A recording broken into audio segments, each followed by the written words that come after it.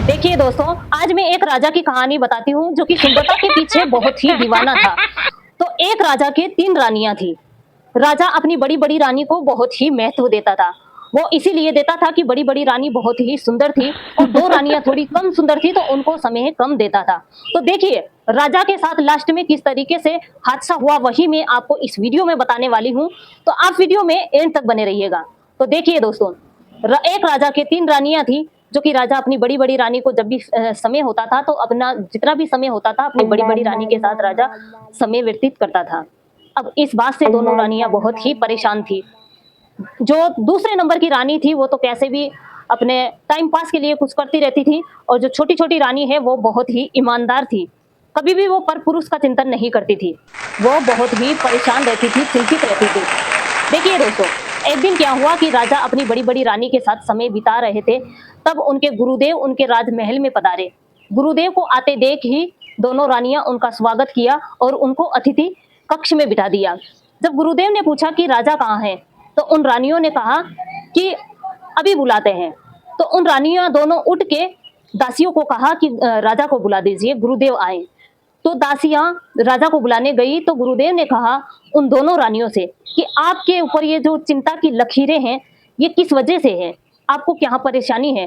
तो ये बात सुनते ही दोनों रानियाँ वहाँ से उठ के चली गई गुरुदेव के पास से, बिना कुछ कहे। तो उधर से एक दासी आ रही थी, दासी ने कहा कि गुरुदेव आपकी इजाज़त हो तो मैं आपसे कुछ बात कहना चाहूँगी। तो दासी ने कहा कि राजा इन दोनों को कतई समय नहीं देता, बल्कि जब छोटी-छोटी रानी है, ये बहुत ही अच्छी है ताकि कभी भी किसी के बारे में चिंतन नहीं करती, माना परपुरुष के बारे में कभी चिंतन नहीं करती थी छोटी रानी। जो दूसरे नंबर की रानी है, उन्होंने उनके टाइम पास के लिए अपने टाइम पास में लगी रहती थी। अब सोचिए, राजा जब अपनी पहली वाली पत्नी के साथ समय बिता रहे थे, तो गुरुदेव ने उन्हें बुलाया।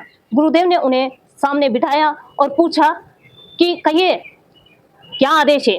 राजा गुरुदेव को कहते हैं। तो गुरुदेव ने कहा कि हे राजन, आप गलत कर रहे हैं। तो राजा ने कहा कि क्या हुआ? गुरुदेव ने कहा कि आप आपकी दोनों पत्नियों को समय नहीं देते हैं। आप सुंदरता के पीछे इतने भावुक हैं ताकि आप आपकी दोनों पत्नियों को देखते तक नहीं हैं कि ये क्या कर रहे हैं। तो देखिए दोस्तों, ये बात सुनी और ये बात कही और गुरुदेव वहाँ से उठ के चल दिए। तो आप जानते हैं कि फिर क्या हुआ?